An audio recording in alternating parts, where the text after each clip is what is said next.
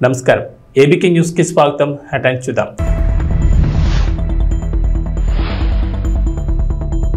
ఏపీలో 14 మంది స్వతంత్ర అభ్యర్థులకు గాజు గ్లాసు గుర్తు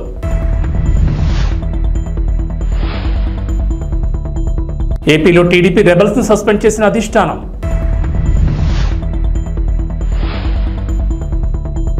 కేంద్రంలో సంకీర్ణ ప్రభుత్వం రాబోతోంది కేసీఆర్ నామినేషన్ల ఉపసంహరణ పూర్తయిన తర్వాత పోటీలో ఉన్న అభ్యర్థులకు గుర్తుల కేటాయింపు జరిగింది.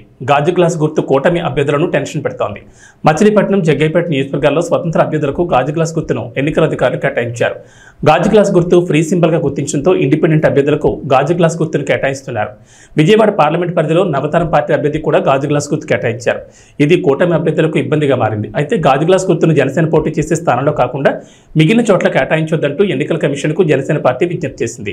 అయితే రాష్ట్రంలో దాదాపు 25 నియోజకవర్గాల్లో స్వతంత్ర అభ్యర్థులకు గాజు గ్లాస్ గుర్తును కేటాయిస్తూ రిటర్నింగ్ అధికారులు కేటాయించడం ఇప్పుడు టెన్షన్ పెడుతోంది. రిటర్నింగ్ అధికారులను స్వతంత్ర అభ్యర్థులు తమకు గాజు గ్లాస్ గుర్తును కేటాయించాల్సిందిగా కోరడంతో వారికి ఆ గుర్తును కేటాయించినట్లు తెలిసింది.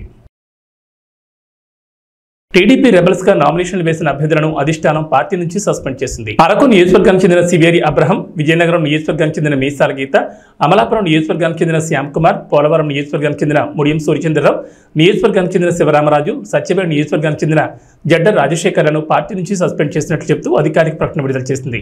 అధిష్టానం సీట్ ఇవ్వకపోవడంతో ఆయా నియోజకవర్గాల నుంచి స్వతంత్ర అభ్యర్థులుగా బరిలో నిలిచిన పలువురు టీడీపీ నేతలు ఈరోజు నామినేషన్ ఉపసంహరణ గడువు ముగియారు. వీరంతా వెనక్కి తీసుకుంటారని భావించింది. అయితే ఎవరు నామినేషన్ ఉపసంహరించుకోకపోవడంతో ఆయా అభ్యర్థులపై సస్పెన్షన్ వేటు పడింది. కాంగ్రెస్ భాజపాకు ఓట్లు సీట్లు కావాలి కానీ ప్రజా సమస్యలు పట్టవని భారత అధినేత కేసీఆర్ అన్నారు. ఖమ్మంలో నిర్వహించిన రోడ్ షోలో ఆయన పాల్గొని మాట్లాడారు. కేంద్రంలో భాజపాకు 200 సీట్లు కూడా రావని చెప్పారు. కేంద్రంలో సంకీర్ణ ప్రభుత్వం రాబోతోందని, లోక్సభ ఎన్నికల్లో భారతకు 12 సీట్లు వస్తాయని ధీమా వ్యక్తం చేశారు. సంకీర్ణ ప్రభుత్వంలో నామా కేంద్ర మంత్రి అవుతారని చెప్పారు. మాట చెప్పారు. ఆయనకు పాపం బాగా ఆశ ఎక్కువ. నా రాష్ట్రం బాగుపడాలా, నా జిల్లా బాగుపడాలా అనే ఒక ఉబలాటంతో ఆయన కొంచెం ఆరాట పడతా ఉంటారు. ఒక సందర్భంలో ఏమైందంటే తెలంగాణలో పంటలు పంజాబ్తో తనదన్నే స్థాయికి పోయినా మనం 3.5 కోట్ల టన్నుల వడ్లు పండించినాం కష్టపడి. కేంద్ర ప్రభుత్వం మొండికేసింది, మేము ధాన్యం కొనం.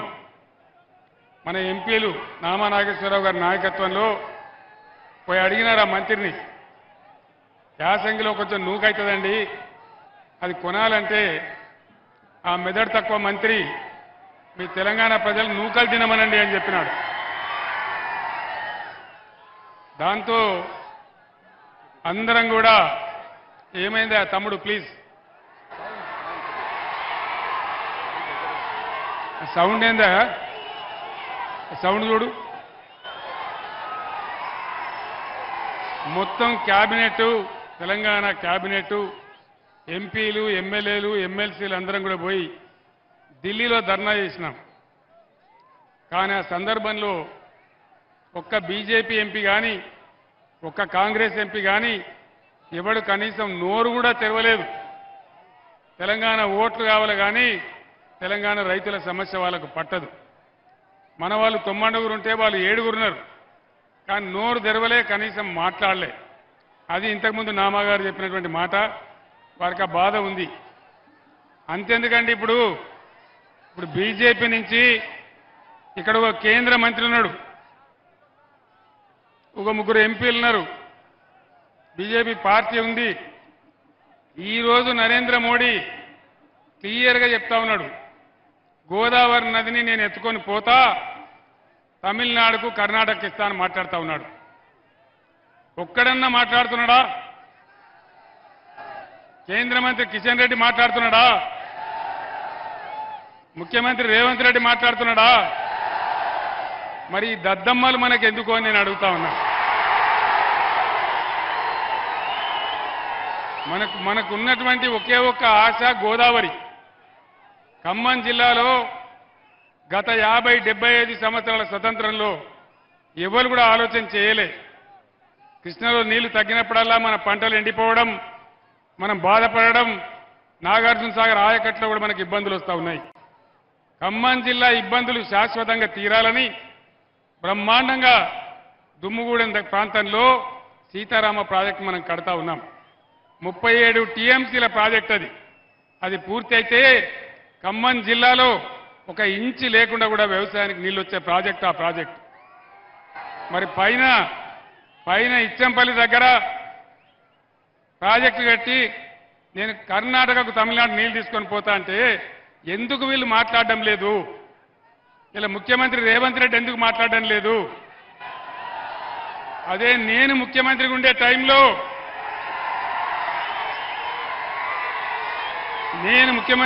టైంలో నరేంద్ర మోడీ గారు ఇదే ప్రతిపాదన తెచ్చిండు. నేను చెప్పిన ఎట్టి పరిస్థితులలో మా రాష్ట్రానికి వచ్చే నీళ్ల లెక్క తేల్చేదాకా, మా వాటా మాకు అక్కడ పెట్టేదాకా నా తల తెగిపడ్డా సరే నేను ఒప్పుకోను అని చెప్పిన. అది బీఆర్ఎస్ పార్టీ పాలసీ. మరి వీళ్ళకి ఓట్లు కావాలా, సీట్లు కావాలా, కేంద్ర మంత్రులు కావాలా?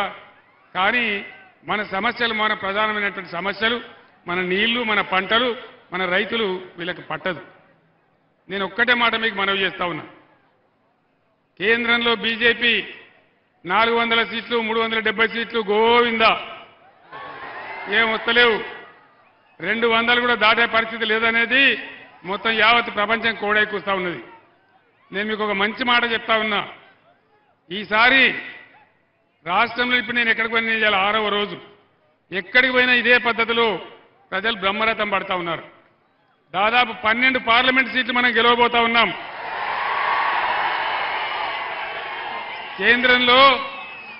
కేంద్రంలో సంకీర్ణ ప్రభుత్వం రాబోతా ఉంది. అప్పుడు ఏం జరుగుతుంది? మీరు నామాగారిని ఎంపీకి గెలిపిస్తే ఆ సంకీర్ణ ప్రభుత్వంలో నామాగారు కేంద్ర మంత్రి అవుతాడని మనం చేస్తా ఉన్నాం. తెలంగాణ 10వ తరగతి వార్షిక పరీక్షా ఫలితాలు ఇవాళ విడుదలయ్యాయి. ఉదయం 11 గంటలకు బషీర్బాగ్లోని ఎస్సీఆర్టీ కార్యాలయంలో విద్యాశాఖ ముఖ్య కార్యదర్శి బుర్రా వెంకటేశం ఫలితాలను విడుదల చేశారు. తెలంగాణలో 10వ తరగతి పరీక్షలు మార్చి 18 నుంచి ఏప్రిల్ 2 వరకు నిర్వహించగా మొత్తం 5,08,385 మంది విద్యార్థులు హాజరయ్యారు. వీరిలో బాలురు 2,07,952 మంది కాగా బాలికలు 2,50,433 మంది ఉన్నారు. రాష్ట్ర వ్యాప్తంగా 2,676 పరీక్షా కేంద్రాలను ఏర్పాటు చేశారు. మరోవైపు పరీక్షలు జరుగుతుండగానే ఏప్రిల్ 3 నుంచి ఏప్రిల్ 13 వరకు 19 కేంద్రాల్లో పరీక్షా పేపర్ల మూల్యాంకనం జరిగింది. లోక్సభ ఎన్నికల కోడ్ వచ్చినప్పటి నుంచి తెలంగాణలో ఇప్పటి వరకు 202 కోట్ల విలువైన సొత్తును స్వాధీనం చేసుకున్నారు. 76.65 కోట్ల నగదును, 43.57 కోట్ల మద్యం, 29.62 కోట్ల విలువైన 118 కిలోల బంగారం, వెండి ఆభరణాలను స్వాధీనం చేసుకున్నట్లు అధికారులు ప్రకటించారు. అలాగే 26.54 కోట్ల విలువైన 13.86 లక్షల వస్తువులను స్వాధీనం చేసుకున్నారు. కేంద్ర హోంశాఖ మంత్రి అమిత్ షా వీడియో మార్ఫింగ్ కేసులో పలువురు తెలంగాణ కాంగ్రెస్ నేతలు సోషల్ మీడియా విభాగానికి ఢిల్లీ పోలీసులు నోటీసులు జారీ చేశారు. హైదరాబాద్లోని గాంధీ భవన్కు వచ్చి కాంగ్రెస్ పార్టీ అధికార ప్రతినిధి Aslam Tasmeen, party social media incharge Manne Satish, ఆ పార్టీకి చెందిన నవీన్ శివకుమార్లకు నోటీసులు ఇచ్చారు. అమిత్ షా మార్ఫింగ్ వీడియోను ఎక్స్లో పోస్ట్ చేశారని ఢిల్లీ పోలీసులు ఆరోపిస్తున్నారు. ఈ నోటీసులపై వివరణిస్తామని రాష్ట్ర కాంగ్రెస్ నేతలు తెలిపారు. భాగంగా ఐపీసీ సెక్షన్లు 153, 153A, 465, 469, 171G, ఐటీ చట్టం సెక్షన్ 66 కింద కేసు నమోదు చేశారు. హోంమంత్రి అమిత్ షాకు చెందిన వీడియోలు మార్ఫింగ్ చేసి ట్విట్టర్, ఫేస్బుక్లో షేర్ చేసి ప్రజల్లో అశాంతిని రేకెత్తించేట్లు ప్రయత్నిస్తున్నారని ఎఫ్ఐఆర్లో పేర్కొన్నారు. ఢిల్లీ పోలీసులమని చెప్పి నీరజ్ చౌదరి ఇన్స్పెక్టర్ గారు వచ్చేసి మనకి మన్నె సతీష్, శివకుమార్, అస్మా తస్లీమా అనే ముగ్గురికి 91 సిఆర్పిసి కింద కొంత సమాచారాన్ని అందజేయవలసిందిగా ఒక కేసుకు సంబంధించినటువంటి నోటీసు ఉన్నది తీసుకోవాలని చెప్తే కాంగ్రెస్ పార్టీ లీగల్ అడ్వైజర్గా, లీగల్ కౌన్సిల్గా, స్పోక్స్ పర్సన్గా నేను వాళ్ళ తరఫున నోటీసుని తీసుకోవడం జరిగింది. ఈ నోటీస్కి సరైనటువంటి సమాధానాన్ని మేము ఇవ్వటానికి 15 రోజుల గడువు కోరటం జరిగింది. ఈ 15 రోజుల గడువు కూడా వాళ్ళు కంప్లైంట్ కాపీని ఫర్నిష్ చేయడానికి subject to furnishing of complaint copy అని క్లియర్గా చెప్పడం జరిగింది. కంప్లైంట్ కాపీలో మనకి పూర్తి సమాచారం తెలుస్తుంది తప్పితే కేవలం వాళ్ళు ఇచ్చినటువంటి ఎఫ్ఐఆర్ నోటీస్తోనూ మాకు తెలియదు కాబట్టి అది చూసిన తర్వాత పూర్తిగా రెస్పాండ్ అవుతాం. ఏదేమైనప్పటికీ కూడా కాంగ్రెస్ పార్టీ ఎప్పుడు తప్పు చేయదు. కాంగ్రెస్ పార్టీ కెన్యాలో డ్యాం తెగిన ఘటనలో 42 మంది మృతి చెందారు. పలువురు బురదలో కూరుకుపోయారు. వారి కోసం అధికారులు గాలిస్తున్నారు. కాగా కెన్యాలో కొన్ని రోజులుగా అతి భారీ వర్షాలు కురుస్తున్నాయి. ఈ క్రమంలో ఓ డ్యాం తెగిపోయి అక్కడి జనాన్ని అతలాకుతలం చేసింది. నకూరు కౌంటీలోని మాయి మహియు పట్టణ సమీపంలోని డ్యాంలో నీటి ఒత్తడికి కట్ట తెగిపోయింది. ఆ నీరంతా సమీపంలోని ఓళ్లను ముంచెత్తింది. దీంతో పెద్ద సంఖ్యలో ఇళ్లు కొట్టుకుపోగా రోడ్లు తెగిపోయాయి. అంతేకాకుండా 42 మంది మృతదేహాలను అధికారులు గుర్తించారు. గత 5 ఏళ్లలో ఏ ఒక్క ప్రభుత్వ ఉద్యోగికి న్యాయం జరగలేదని టీడీపీ అధినేత చంద్రబాబు అన్నారు. సీఎం జగన్ వారి పాలిట రాక్షసుడిలా మారారని ధ్వజమెత్తారు. టీడీపీ కూటమి అధికారంలోకి వచ్చాక కాంట్రిబ్యూటరీ పెన్షన్ స్కీమ్ పై ప్రత్యేక విధానం తీసుకొస్తామని ప్రకటించారు. ఉద్యోగులకు న్యాయం చేస్తామని, పీఆర్సీ పింఛన్ సకాలంలో ఇచ్చి అండగా ఉంటామని వెల్లడించారు. ప్రజాకాలంలో భాగంగా సోమవారం నంద్యాల జిల్లా డోన్ నందికొట్కూరులో జరిగిన భారీ బహిరంగ సభలో ఆయన ప్రసంగించారు. 5 ఏళ్లుగా సచివాలయానికి వెళ్లిన సీఎం 5 ఏళ్లలో ఒక్క పత్రికా సమావేశం కూడా నిర్వహించిన సీఎం జగన్ తప్ప దేశంలో మరెవరూ లేరన్నారు. సొంత ప్రయోజనాల కోసం కేబినెట్ ను పెట్టుకుని పరిపాలన సాగిస్తున్నాడన్నారు. ఏం తమ్ముళ్ళు హుషారుగా ఉన్నారా?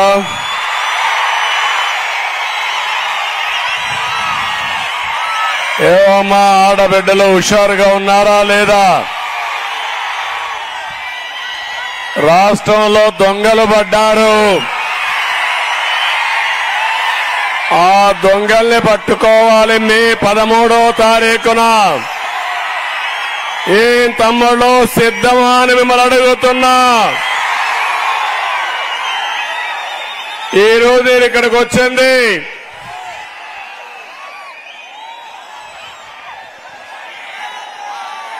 డోన్ ఎమ్మెల్యేగా సూర్యప్రకాష్ రెడ్డి గారిని గెలిపించమని మిమ్మల్ని కోరడానికి వచ్చాను.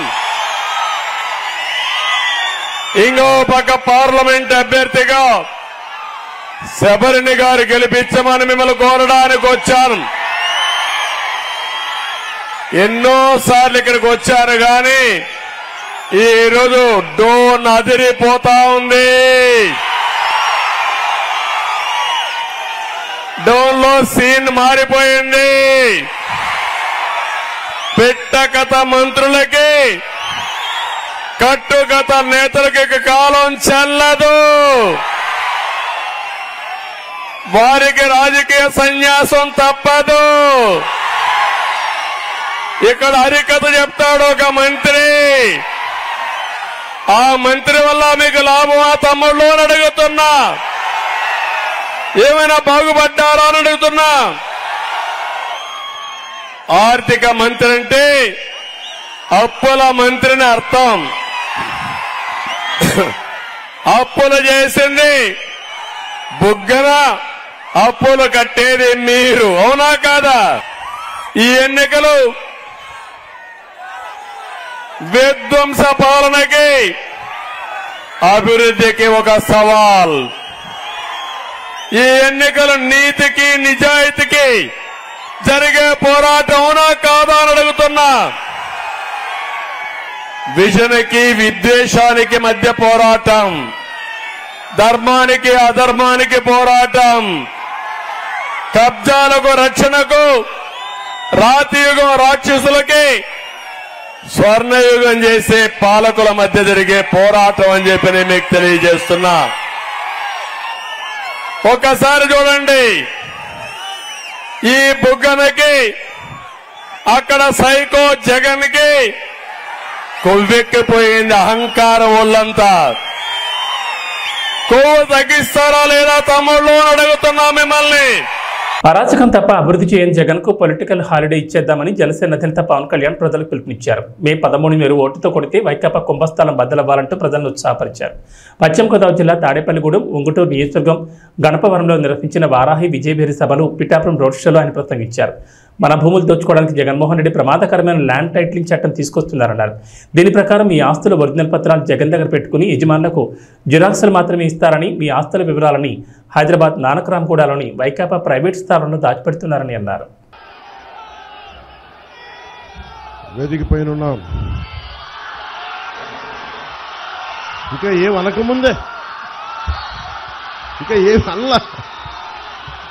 కే ట్యాక్స్ గురించి మాట్లాడినప్పుడు కొట్టు. మన జనసేన ఎమ్మెల్యే అభ్యర్థిగా, తాడేపల్లిగూడెం అభ్యర్థిగా గాజు గ్లాస్ గుర్తు మీద పోటీ చేస్తున్నాం బోలిశెట్టి శ్రీని గారికి మన బీజేపీ నర్సాపూర్ పార్లమెంట్ అభ్యర్థిగా కమలం గుర్తు మీద పోటీ చేస్తున్న భూపతిరాజు శ్రీనివాస్ వర్మ గారికి, మన జనసేన జిల్లా అధ్యక్షులు కొట్టుకులపూడి గోవిందరావు గారికి, టీడీపీ జిల్లా అధ్యక్షులు సీఎం కొట్టు సత్యనారాయణ గారు 2014లో నా ఆఫీస్కి వచ్చి ఆయన నన్ను మీరు పొత్తులో ఉన్నారు కాబట్టి తెలుగుదేశం పార్టీ టికెట్ ఇప్పించమని కోరారు. కానీ ఆ రోజున పాపం మాణిక్యాలరావు గారికి దివంగతులైన మాణిక్యాలరావు గారికి వెళ్ళిపోయింది. మేబీ ఆ కోపం ఉందనుకుంటా ఆయనకి నా మీద, ఆయన టికెట్ ఇప్పించలేదని కక్ష కట్టేశారు. అందుకే ఆయన ఈ మధ్యన బాగా రెచ్చిపోయి సీఎం జగన్ తిట్టిన ఎవ్వనైనా సరే పాతాళంలోకి తొక్కేస్తానని చెప్పి అధికారంలోకి రాగానే కొందరు అకౌంట్లు సెటిల్ చేస్తామని కొట్టు సత్యనారాయణ గారు అన్నారంట. బాగా ముదిరిపోయారు సత్యనారాయణ గారు, మీరు డబ్బులు ఎక్కువైపోయాయి, మీకు మెదడుకు కూడా కొవ్వు పట్టేస్తుంది మీకు, అందువల్ల నన్ను మాటలు వస్తాయి. కొట్టు సత్యనారాయణ గారు, నేను జనరల్గా మనుషులతో గొడవలు పెట్టుకుని చాలా మర్యాదగా ఉంటా. కొట్టు గారికి ఒకటే చెప్తున్నా, మీ కొట్టు కట్టే సమయం అయిపోయింది. తాడేపల్లిగూడెంలో మనకి కొట్టు సత్యనారాయణ గారి కొట్టు, జగన్ గారి అవినీతి కోట రెండు పోతాయి ఈ ఎన్నికల్లో. బోలిశెట్టి గారంటే నాకు చాలా ఇష్టం. ఓటమిలో నిలబడ్డ నాయకుడు, దమ్మున నాయకుడు, ప్రజలు కష్టాల్లో ఉంటే వచ్చి అండగా ఉండే నిలువెత్తు 6 అడుగుల ఆజానుబాహు. ఇంకా చెప్పాలంటే జనసేన బాహుబలి. మా బాహుబలి ముందు కొట్టు ఎంత, కొట్టు ఎంత. కొట్టు గారికి కూడా చెప్తున్నా, ఏంటి మన చిన్న ఇల్లు కడితే 5 లక్షలంట, పెద్ద ఇల్లు కడితే 10 లక్షలంట, ఇంకొంచెం పెద్ద ఇల్లు కడితే 20 లక్షలంట. సో కే ట్యాక్స్ ఎక్కువైపోయిందంటే తాడేపల్లిగూడెంలో వ్యాపారస్తులు ఎక్కువ జీఎస్టీ కట్టాలి, ఇన్కమ్ ట్యాక్స్ కట్టాలి, సర్వీస్ ట్యాక్స్ కట్టాలి. కే ట్యాక్స్ కూడా కట్టాలంటే ఎక్కడ కడతాం? కే ట్యాక్స్ని తీసేయడానికి ఒకటే, కూటమి ప్రభుత్వం అధికారంలోకి వస్తుంది జూన్లో. కొట్టుగారు మీకు కూడా చెప్తున్నా, మీకు కూడా కే ట్యాక్స్ విధిస్తాం, మీకు మీ కుటుంబ సభ్యులకి, మీ వర్గానికి కూడా కూటమి ట్యాక్స్ ఇస్తాం. మీ అందరికీ మా మోడీ గారి చేత మీకు ప్రత్యేకించి పెనాల్టీ వేయిస్తాం, అడ్డగోలుగా దోచేసినందుకు. కరప్షన్ చేసిన వాళ్ళు ఎవరిని వదిలేదు లేదు. ఇక్కడున్న విద్యార్థులు ఎంతమంది ఉన్నారు? మీరు ఇక్కడ చాలా మంది విద్యార్థులు ఉన్నారు. అందులో ఎస్సీ విద్యార్థులు ఎంతమంది ఉన్నారు? ఇక్కడ ఎస్సీ విద్యార్థులకి దాదాపు 27 పథకాలు తీసేశారు. 27 పథకాలు. అంబేద్కర్ విదేశీ విద్యా విధానం తీసేశారు. 27 దళిత పథకాలు తీసేశారు. ఇక్కడున్న విద్యార్థులకి మీకు ఫీజు రీయింబర్స్మెంట్ జరిగిందా? మీకు ఫీజు రీయింబర్స్మెంట్ జరిగిందా? మీకు ఫీజు రీయింబర్స్మెంట్ ఇవ్వరు, కానీ కొట్టు ట్యాక్స్ అయితే విధిస్తారు మనకి. పట్నంలోని రేపల్లె బస్టాండ్ వద్ద నిర్వహించిన సభలో సీఎం జగన్ పొన్నూరు నియోజకవర్గ అభివృద్ధి సమస్యలపై స్పందించకపోవడంపై ప్రజలు నిరాశ చెందారు. కూటమి నాయకులపై అవే మాటలు, అవే విమర్శలతో సరిపెట్టారు. సీఎం ప్రసంగంలో పసలేకపోవడంతో జనాన్ని ఆకట్టుకోలేకపోయారు. రాష్ట్ర రాజకీయాలపై ఆయన ఎక్కువసేపు మాట్లాడారు. సీఎం వేదికకు రాకముందే పార్లమెంట్, అసెంబ్లీ అభ్యర్థులు ప్రసంగించారు. గుంటూరు పార్లమెంట్ వైకాపా అభ్యర్థి కెలారి వెంకట్రోసే మాట్లాడుతూ తమ హయాంలో పేదల కోసం అనేక సంక్షేమ పథకాలు, అభివృద్ధి కార్యక్రమాలు నిర్వహించామని పేర్కొన్నారు. పొన్నూరు నియోజకవర్గంలో ప్రధాన సమస్యలను పరిష్కరించామన్నారు. పొన్నూరు అసెంబ్లీ వైకాపా అభ్యర్థి అంబటి మురళీకృష్ణ మాట్లాడుతూ మాజీ ఎమ్మెల్యే ధూళిపాటి నరేంద్ర కుమార్ నియోజకవర్గ అభివృద్ధికి చేసింది ఏమీ లేదన్నారు.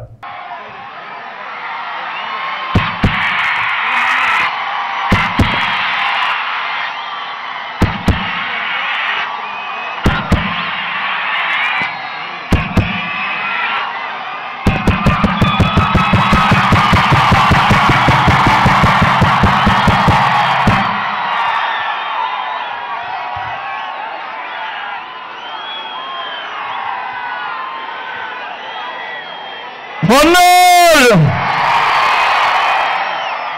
శతమం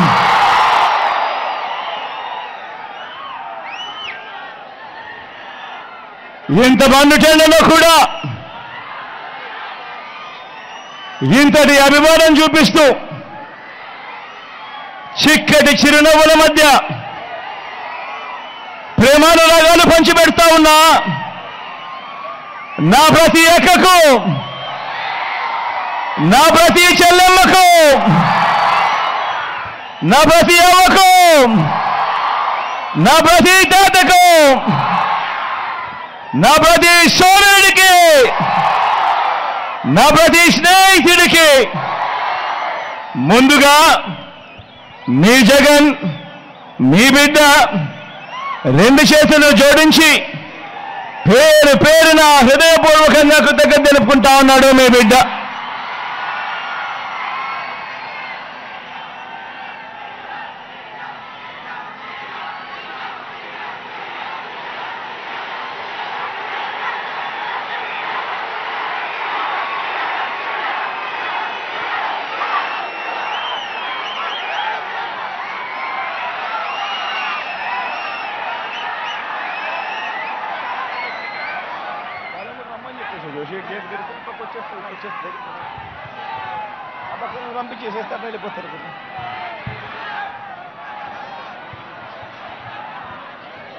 మరో 2 వారాల్లో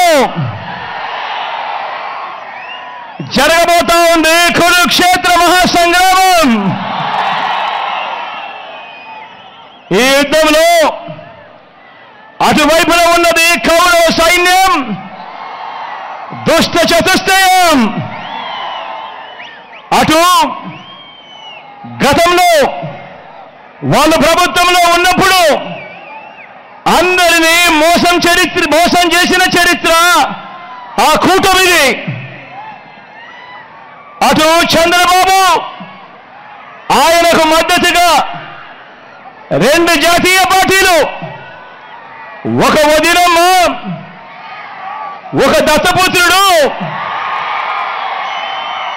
ఒక ఈనాడు, ఒక ఆంధ్రజ్యోతి, ఒక టీవీ5, వీరందరూ సరిపోరు అన్నట్టుగా వీరి కుట్రలు, వీరి కుతంత్రాలు, వీరి మోసాలు, వీరి అబద్ధాలు, వీళ్ళందరితో కూడా యుద్ధం చేస్తా ఉన్నాం ఈరోజు.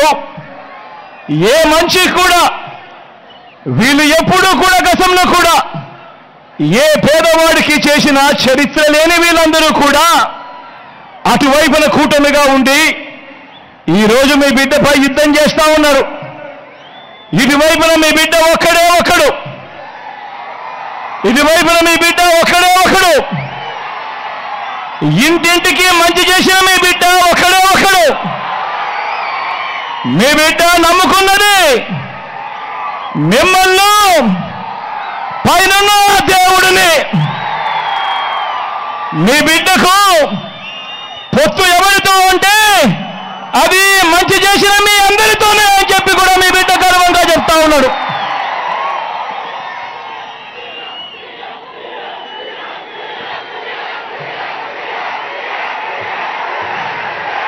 వేస్తూ ఇంటింటి ఒక్క అవకాశం అంటూ గద్దెనెక్కిన జగన్మోహన్ రెడ్డి రాష్ట్ర ప్రగతిని గోతులో పాతిపెట్టాడు. లక్షల కోట్ల హాంఫాట్ చేసి రాష్ట్ర ప్రజల నెత్తిన అప్పుల భారం మోపాడు. స్వర్ణయుగం రావాలంటే చంద్రబాబు సీఎం కావాలి. జగన్ మళ్లీ గెలిస్తే చీకటి వస్తుంది. జగన్ మళ్లీ అధికారంలోకి వస్తే ఏపీ ప్రజలు రాష్ట్రాన్ని వదిలి వెళ్లే పరిస్థితి వస్తుంది. జన ధన మాన చొరకుడు జగన్ను రాష్ట్రం నుంచి తరిమికొట్టే పాశుపతాస్త్రం తెదేపా, జనసేన, భాజపా కూటమి.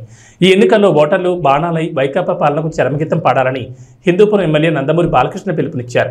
బాలకృష్ణ సోమవారం రాత్రి చేపట్టిన స్వర్ణాంధ్ర సాకార యాత్రకు చిత్తూరు, బంగారుపాళ్యంలో అపూర్వ స్పందన దక్కింది. చిత్తూరు బైపాస్ రోడ్ నుంచి సంతపేట మీదుగా గాంధీ విగ్రహ కూడలి వరకు పసుపు దళం బాలకృష్ణకు జైజైలు పలికాయి. ఈ సందర్భంగా ప్రజలను ఉద్దేశించి బాలకృష్ణ మాట్లాడారు. చిత్తూరు ప్రజలందరికీ, పురవాసులకు, అలాగే రూరల్ మరి ముడిపాల నుంచి తరలి వచ్చిన అశేష ఈ జల సముద్రానికి, ఈ జల సందోహానికి, ఈ యొక్క రణగుణ ధ్వనికి, అలాగే హారతనిస్తూ తెలుగుదేశం పార్టీ విజయానికి నీరాజనాన్ని అర్పిస్తున్న నా తెలుగింటి ఆడపడుచులకు, యువతరానికి ప్రతినిధులు, యువతరానికి నాయకులు, భావితరానికి భారతదేశ మహాశక్తి అయిన యువతరానికి, తెలుగుదేశం పార్టీ నాయకులకు, కార్యకర్తలకు, ఎవడైనా దిగు దిగు దిగు బాబు, అలాగే జనసేన కార్యకర్తలకు, నాయకులకు, అలాగే బీజేపీ నాయకులకు, కార్యకర్తలకు, అలాగే ఇక్కడ ముస్లిం మైనారిటీ పెద్దలకు, ముత్తపల్లిలకు, అలాగే ముస్లిం సోదరిమణులకు, ఇమాంలకు, మౌజన్లకు అందరికీ ముందుగా నా హృదయపూర్వక నమస్కారాలు తెలియజేసుకుంటున్నాను. ఎక్కడ చూసినా శుభమయం ఏమిటో అంటే రుణానుబంధన రూపేణ అంటే భావసురాణి జన్మాంతర సౌహృదాన్ని అంటారు.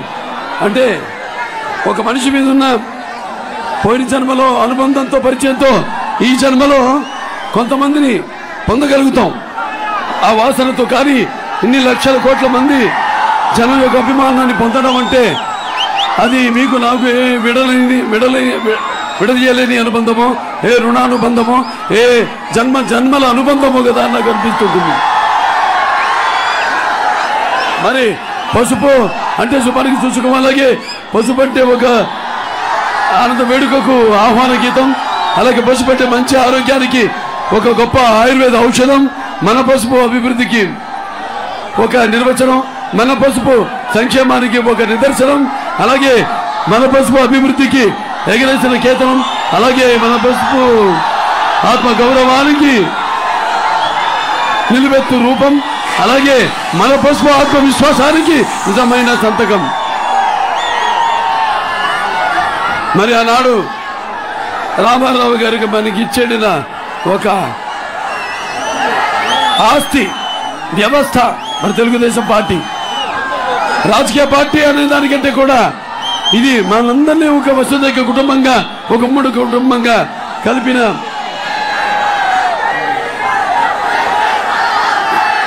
వ్యవస్థ మన తెలుగుదేశం పార్టీ.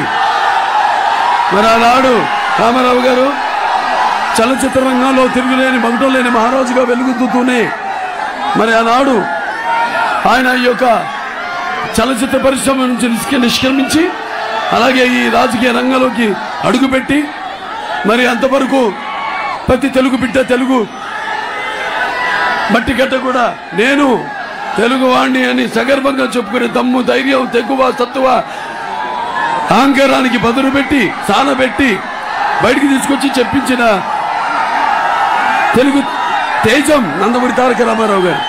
అలాగే ప్రతి తెలుగు బిడ్డ బొట్టు ఉడక ముందే రాజకీయ అవగాహన, చైతన్యం తీసుకొచ్చిన ఒక తెలుగు మహనీయుడు మన ఎన్టీ రామారావు గారు. ఆయన రాజకీయాల్లోకి వచ్చాక ఆయన ప్రవేశపెట్టిన పథకాలు ఎంతో సాహసోపేతమైనవి, అంతే అలాగే ఎంతో ఉపయోగకరమైనవి, సానుకూలమైనవి కూడా. ఎన్టీ రామారావు గారు రాజకీయాల్లోకి రాకముందు వచ్చిన తర్వాత ఆయన ప్రవేశపెట్టిన పథకాలు ప్రతి ఏ పార్టీ అధికారంలోకి వచ్చినా ఇక్కడే కాదు దేశవ్యాప్తంగా కూడా వాటిల్లో ప్రవేశపెట్టి అమలు చేస్తేనే తప్ప వాళ్ళకి భవిష్యత్తు లేదు. అటువంటి ఎన్టీ రామారావు గారు మరి అదే ఒక పేదవాడి ఆ బాధ తెలిసిన అన్న ఆయనే. అలాగే ఒక జనం భవిష్యత్తు ఇచ్చిన అన్న ఆయనే. అలాగే తనకు అండగా నిలిచిన మహిళలకు, ఆడపడుచులకు ఆర్థిక బలం ఇచ్చిన అన్న కూడా ఆయనే. ఇండియన్ ప్రీమియర్ లీగ్ 17వ సీజన్లో Kolkata Knight Riders Delhi Capitals పై 7 వికెట్ల తేడాతో విజయం సాధించింది. 154 పరుగుల లక్ష్యాన్ని కోల్కతా కేవలం 16.3 ఓవర్లలోనే ఛేదించింది. ప్రస్తుత ఐపీఎల్ సీజన్లో కోల్కతా నైట్ రైడర్స్ ఆడిన 9 మ్యాచ్ల్లో ఇది 6వ విజయం కావడం విశేషం. కాగా 11 మ్యాచ్ల్లో ఢిల్లీకి ఇది 6వ ఓటమైంది. కోల్కతా సాధించిన ఈ అద్భుత విజయంలో wicket keeper batsmen Phil Salt కీలక పాత్ర పోషించాడు. సాల్ట్ కేవలం 33 బంతులు 7 4లు 5 సిక్సర్లతో 66 పరుగులు చేశాడు. సాల్ట్, సునీల్ నారాయణ్ మధ్య మొదటి వికెట్కు 6.1 ఓవర్లలో 79 పరుగుల భాగస్వామ్యం నమోదైంది. ఇది మ్యాచ్ ఏకపక్షంగా మారింది. అంతకుముందు టాస్ గెలిచి బ్యాటింగ్ ఎంచుకున్న ఢిల్లీ క్యాపిటల్స్ 20 ఓవర్లలో 9 వికెట్ల నష్టానికి 153 పరుగులు చేసింది. ఇవి బులెటిన్ విశేషాలు. నమస్కారం.